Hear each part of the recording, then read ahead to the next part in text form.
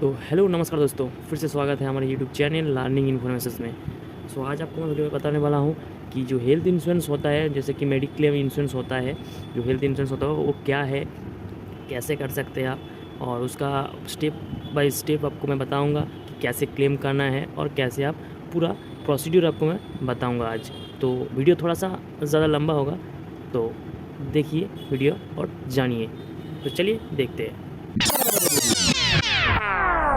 पहले मैं यहाँ पे आपको पूरा डिटेल में समझाता हूँ। इधर जो हेल्थ इंश्योरेंस होता है, जो हेल्थ इंश्योरेंस होता है वो दो पार्टों में होता है। टाइप्स ऑफ हेल्थ इंश्योरेंस दो टाइप्स टू टाइप्स में होता है। एक इंडिविजुअल होता है, एक कॉरपोरेट। उसके बाद इंडिविजुअल का मतलब क्या है? इंडिविजुअल का मतलब है आप एजेंट के थ्रू जो क्लेम करवाते हैं, मतलब जो मेडिक्लेम करवाते हैं, जो इंश्योरेंस करवाते हैं, आप एजेंट के थ्रू जो इंश्योरेंस करते हैं उसको बोलते हैं इंडिविजुअल पॉलिसी। एजेंट या कोई ऑनलाइन के थ्रू पॉलिसी बाजार, जैसे कि पॉलिसी बाजार पे, नाभी पे, कोई और ऑनलाइन साइट में अगर कोई भी अगर इंश्योरेंस आप करते हैं तो उसको बोलते हैं इंडिविजुअल पॉलिसी। ठीक है। और कॉर्पोरेट किसको बोलते हैं? कॉर्पोरेट बोलते हैं जो आपको कॉर्पोरेट से, मतलब जहाँ पे आप जॉब करते हैं, अगर उधर से आपको कोई इंश्योरेंस देता है या कर देता है तो उसको बोलते हैं कॉर्पोरेट इंश्योरेंस। कॉर्पोरेट मेडिक्लेम बोलते हैं। जहाँ से आप काम करते हैं उधर से अगर आपको इंश्योरेंस देता है, मतलब ज़्यादातर कंपनी में, ज़्यादातर कॉर्पोरेट में आपको देता ही है, बड़े बड़े कंपनी में, तो आपको उधर से मिल जाएगा। उसको बोलते हैं कॉर्पोरेट पॉलिसी। इसमें बेनिफिट ज़्यादा होता है, कॉर्पोरेट पॉलिसी में बेनिफिट ज़्यादा होता है। इंडिविजुअल में प्रीमियम हाई होता है, मतलब लगभग अगर मान लीजिए 3 लाख का पॉलिसी में अगर तीनों, अगर आपका मम्मी पापा और अगर खुद आप रहते हैं, अगर आपका मम्मी पापा का एज अगर 60 प्लस है, तो 3 लाख की पॉलिसी में लगभग आपका प्रीमियम आएगा साल में 20,000 तो लगेगा, 20 का लगेगा। अगर कोई डिजीज़ नहीं होता है, लाइक कोई प्रेशर शुगर अगर कुछ नहीं रहता है तो 20 के में हो जाएगा। अगर रहता है तो ये इंक्रीज़ हो जाएगा, ये लगभग 28 में पहुंच जाएगा या 30 तक भी पहुंच सकता है। ये 3 लाख से 4 लाख तक होगा इस प्रीमियम से। ठीक है। और कॉर्पोरेट का मतलब है अगर कॉर्पोरेट से जो क्लेम कर देते हैं आपको, मतलब जो इंश्योरेंस कर देते हैं, उसको कॉर्पोरेट बोलते हैं। कम प्रीमियम में, थोड़ा सा कम है प्रीमियम, आपका जो सैलरी होता है उधर से डिडक्ट हो जाता है, लगभग शायद 500 या 2,000 या 1,500 या 2,500 ऐसा कुछ होता है। उसमें आप 4 लाख या 5 लाख का बेनिफिट मिल जाता है आपको। ठीक है। और इंश्योरेंस जो इंडिविजुअल पॉलिसी होता है ना, इसमें अगर पॉलिसी कर भी लेते हैं आप तो कुछ ऐसा डिजीज़ होता है, कुछ ऐसा प्रॉब्लम होता है जो 2 ईयर का वेटिंग पीरियड रहता है। 2 ईयर का। यहाँ पे कॉर्पोरेट पॉलिसी में कोई वेटिंग पीरियड नहीं रहता है, नो वेटिंग पीरियड।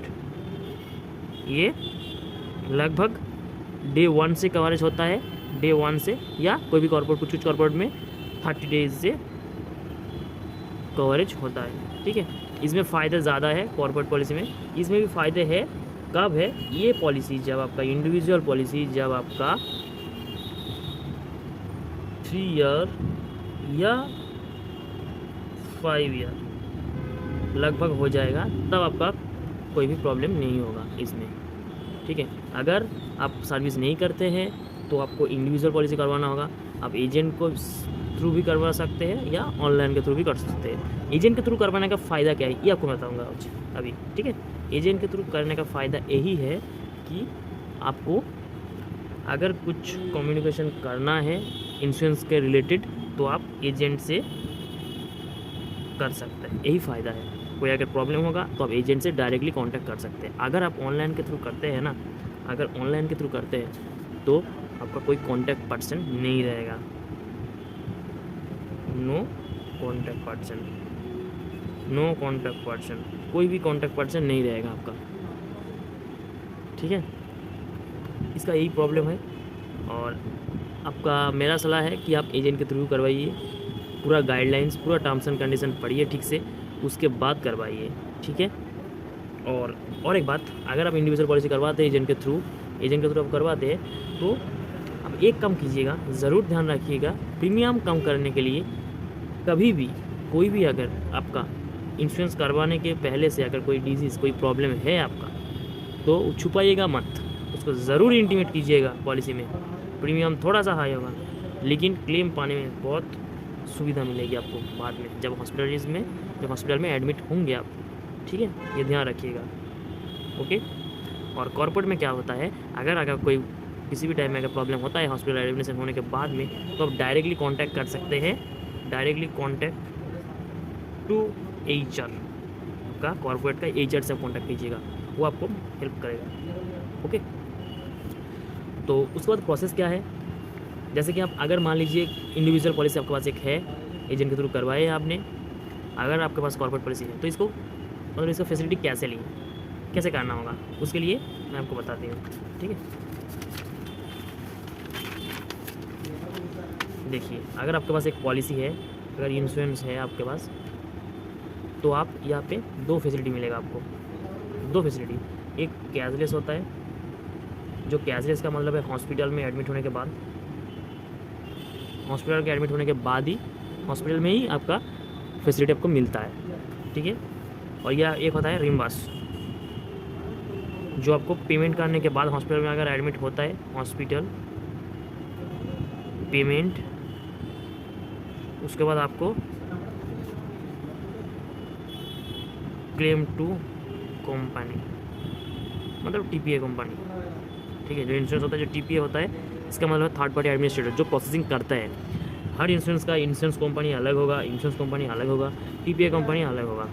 ठीक है, ये इंश्योरेंस कंपनी हायर करता है TPA को कि भाई तू मेरा काम कर, इंश्योरेंस कंपनी इसको हायर करता है, तू मेरा काम कर, मैं तेरे को पैसा दूंगा। TPA का यही फ़ायदा है, इनसे को हायर करता है, ये काम करते हैं। ठीक है। और पेमेंट जो आप प्रीमियम भरते हैं वो आप इंश्योरेंस को भरते हैं, लेकिन प्रोसेसिंग करेगा TPA आपका। ठीक है। ये क्या, मेरा वीडियो थोड़ा सा प्रॉब्लम हो गया था तो मैंने देखा नहीं था, तो इसके लिए सॉरी। जो मैं कहा था यहाँ पे मैं इतना सारा बोल दिया, लेकिन वीडियो मेरा रिकॉर्डिंग नहीं हो रहा था तो थोड़ा सा प्रॉब्लम हो गया था। तो ये इंश्योरेंस कंपनी हायर करते हैं TPA कंपनी को, तू मेरा काम कर भाई, मैं तेरे को पैसा दूंगा। TPA कंपनी ये हायर करते हैं। तो आपको कम्युनिकेशन करना है TPA से, ना कि इंश्योरेंस से, और TPA से कम्युनिकेशन करना है। ठीक है। उसके बाद आप रिएम्बर्समेंट जो करने मतलब करेंगे, तो वो 2 तरह का होता है। एक इंडिविजुअल पॉलिसी होता है, आपको मैंने पहले ही बताया था। तो जो इंडिविजुअल पॉलिसी है वो आपको एजेंट के थ्रू क्लेम करना होगा, और जो कॉर्पोरेट है वो आपको कंपनी के जो आपका जहाँ पे काम करते हैं वो HR जो है उससे थ्रू डायरेक्टली आपको TPA कंपनी में सबमिट करना होगा। आप बाई कुरियर में भी सबमिट कर सकते हैं या खुद जा कर के भी सबमिट कर सकते हैं यहाँ पे। ठीक है। और एक बात, यहाँ पे जो OT आप जो खर्चा करते हैं, अगर मान लीजिए आपका पेशेंट का OT हुआ है, तो OT का जो प्री ऑपरेटिव खर्चा है, पोस्ट ऑपरेटिव खर्चा है, सब आपको मिलेगा। कहाँ पे, रीएम्बर्समेंट में आपको मिलेगा, डायरेक्टली रीएम्बर्समेंट में आपको मिल जाएगा। ठीक है। और जहाँ पे हॉस्पिटल में जो कैशलेस होता है आपका, मान लीजिए अगर कैशलेस हो गया, आपको कुछ सम अमाउंट पेमेंट करना पड़ा, कुछ अमाउंट पेमेंट करना पड़ा। तो अगर मान लीजिए 50,000 का बिल हुआ है, 40,000 आपका अप्रूवल है, और आपको 10K पेमेंट करना पड़ा हॉस्पिटल में। ऐसा ही होता है, 100% क्लेम नहीं होता है। कोई भी इंश्योरेंस कंपनी में 100% क्लेम नहीं होता है। आपको बताया जाता है कि 100% क्लेम हो जाएगा, लेकिन नहीं होता है। 90% होता है, 95% होता है, ऐसा होता है। 10% अगर पेमेंट करना पड़ा तो ये भी आप रिएम्बर्समेंट में सबमिट कीजिएगा, ज़रूर सबमिट कीजिएगा, मिल जाएगा आपको थोड़ा सा अमाउंट इधर से भी। ठीक है, ऐसा होता है। और एक बात आपको बता दूँ, जो पहले ही मैं बताया हूँ, 100% क्लेम नहीं मिलता है। आपको बताया जाता है सिर्फ 100% क्लेम नहीं मिलता है, 95 मिलता है। कैशलेस जो अगर अभी आपका मन में मतलब क्वेश्चन आएगा कि कैशलेस क्यों बोलते हैं। कैशलेस एक टर्म है, एक वर्ड जो यूज़ करते हैं। ठीक है, कैशलेस एक वर्ड है जो यूज़ करते हैं। ठीक है, एक वर्ड है, इसको यूज़ करते हैं। ओके, तो ये रहेगा, ये पूरा स्टेप बाय स्टेप को मैं समझा दिया हूँ। अगर कुछ क्वेश्चंस हैं तो आप कमेंट बॉक्स में कमेंट कर सकते हैं, मैं ज़रूर आंसर दूंगा आपको। ठीक है, तो चलिए आज की वीडियो में यही था। अगर वीडियो आपको पसंद आए तो लाइक शेयर सब्सक्राइब ज़रूर कीजिएगा। टाटा।